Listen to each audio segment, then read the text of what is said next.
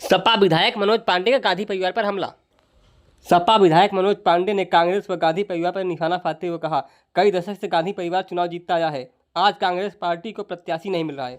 कांग्रेस के लिए इससे खराब और क्या हो सकता है। और उन्होंने कहा कि रायबरेली की जनता के साथ कांग्रेस ने छल किया। रायबरेली की जनता कांग्रेस को इसका करारा जवाब देगी। ब्यूरो रिपोर्ट, लोकतंत्र इंडिया न्यूज। सब पर नजर, सबकी खबर। मनोज जी, प्रियंका गांधी के रायबरेली से चुनाव लड़ने की संभावना जताई जा रही है। कांग्रेस के सूत्र दावा कर रहे हैं कि वो यहीं से चुनाव लड़े, तो किस नज़रिए से देखते हैं आप? देखिए, कांग्रेस तय करेगी कि उसकी पार्टी से कौन लड़ेगा। इस चीज़ों से हम लोगों का कोई लेना देना और वास्ता नहीं है। कांग्रेस तय करे उसका कौन प्रत्याशी आएगा नहीं आएगा। लेकिन बड़े दुर्भाग्य की बात है कि जिस पार्टी के प्रत्याशी के कयास की आप लगाने की बात कर रहे हैं, पिछले कई दशक से 5-6 दशक से उसी पार्टी की प्रत्याशी को रायबरेली की जनता ने जिताने का काम किया।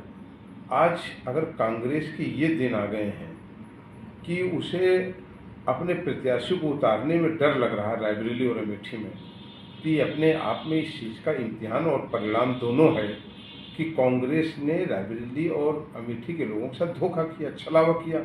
यदि उन्होंने जनता का काम किया होता तो आज ये कयास का शब्द का इस्तेमाल आपको न करना पड़ता। मेरा मानना है रायबरेली की जनता को भावना के नाम पर, कभी परिवार के नाम पर, कभी घर के नाम पर केवल वोट लेने और देने की मशीन बनाया गया। और मैं समझता हूँ रायबरेली की जनता आज वो तैयार बैठी है एक नए परिवर्तन के लिए, वो परिवर्तन जो उसने 1977 में भी करके दिखाया था। प्रधानमंत्री ने आज जो है विपक्ष पर आरोप लगाया कि जो विपक्ष के नेता हैं वो राम प्रभु श्री राम का नाम लेने से डरते हैं। अगर कोई नाम लेता है विपक्ष का नेता तो उसको पार्टी से बाहर निकाल देते हैं। अब इस गौरव वल्लभ उसके उदाहरण हैं, आचार्य प्रमोद कृष्णम उसके उदाहरण। तो क्या मानते हैं कि विपक्ष को क्यों इस तरह का व्यवहार करती है, तो राम का नाम लेने से क्यों परहेज करती है? देखिए, भगवान प्रभु राम सबके हैं। भारत सनातन परंपरा का देश रहा है, ऋषि मुनियों का देश रहा है। एक विराट संस्कृति, सभ्यता और परंपराएं हमारे देश से निकल करके पूरे विश्व में गई हैं। और ये निश्चित रूप से बहुत दुर्भाग्यशाली और दुखदायी समय है कि जब कुछ पॉलिटिकल दल वो भगवान राम का नाम लेने पर लोगों से नाराज हो, कुछ पॉलिटिकल संरक्षित कुछ कुत्सित मानसिकता के लोग भगवान प्रभु राम, माँ लक्ष्मी, दुर्गा माता, इनके ऊपर और उनकी मर्यादा के ऊपर उंगली उठाएं, जिनकी कोई की स्वयं की एक हैसियत नहीं है।